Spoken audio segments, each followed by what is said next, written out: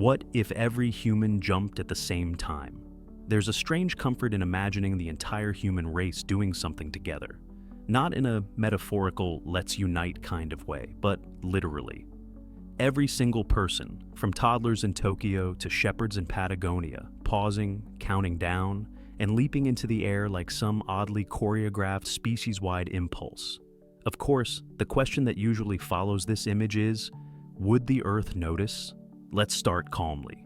No drumroll, no expectations of Hollywood chaos, just physics. Earth is big, inconveniently so. It's about 6 septillion kilograms of molten metal, rock, and crusty ambition. The combined mass of humanity, impressive as it might seem when you're stuck in a queue at the post office, is roughly 0.01% of Earth's total mass. We're a rounding error with legs. When we jump, we each generate a small force, enough to maybe jostle a pencil on a sensitive table. But 8 billion people jumping in unison? Well, now we're talking about a slightly larger pencil. Let's run the numbers. If all of humanity jumps simultaneously, let's say a modest hop of 0.3 meters, the energy released when everyone lands would be about equal to a small conventional bomb. Not a terrifying one, more like the kind of explosion you'd hear in a controlled demolition, followed by a lot of paperwork. In seismic terms, it wouldn't even qualify as an earthquake, more like Earth getting a polite tap on the shoulder and choosing to ignore it.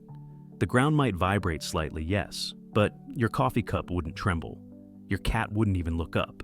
Theoretically, and this is where it gets interesting, the Earth would move a little, but not from the force of the jump. Thanks to Newton's third law, when we push down, the planet pushes up. So technically, as we jump, Earth shifts ever so slightly in the opposite direction. Not enough to make headlines. About the width of a hydrogen atom, a movement so small that if Earth were wearing socks, it wouldn't even notice the wrinkle. But here's where the physics ends and the philosophy begins.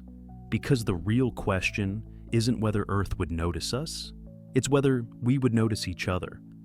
Coordinating 8 billion people to do anything, especially something as simultaneously pointless and unified as a jump, is a feat of cultural choreography.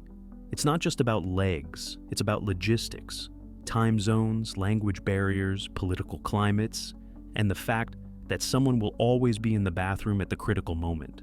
Still, imagine we succeed. Humanity, in all its fractal messiness, achieves perfect synchronicity for a brief airborne moment. The absurdity of it makes it more beautiful, like a flash mob in space-time. No cause, no protest, no purpose, just the joy of being able to act as one. And perhaps that, ironically, would be the most powerful result, not the physical impact, which again would be somewhere between negligible and completely negligible, but the psychological one. For one surreal instant, we would all be aware of each other, not as news headlines or filtered avatars, but as fellow bipeds caught midair in the same planetary breath. There's a theory in physics called constructive interference. When two waves line up, they amplify. When they cancel each other out, it's called destructive interference. Most of human history is a chaotic soup of both. But what if we managed, just once, to sync up our waves, our motion, our attention? The Earth wouldn't move, but maybe our sense of being separate would shift slightly, like a tectonic plate nudging into a new emotional register. Also, and this is important, there would be memes, so many memes. And yes, someone would monetize the moment. I jumped with Earth mugs, NFTs of specific landing timestamps, a music video with slowed down footage of grandmas and teenagers mid-jump, soundtracked by something vaguely inspirational and heavy on echo effects.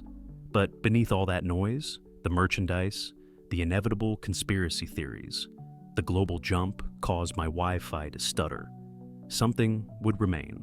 A strange, quiet memory of being part of a moment bigger than ourselves, precisely because it meant nothing at all. We're not built for grand synchronization. We're built for friction, for nuance, for creative dissonance. But occasionally, when we do align, whether it's for a leap, a song, or an unspoken pause, it feels like discovering a hidden frequency in the static of modern life. And so, no, Earth wouldn't budge, but for one improbable moment, we just might.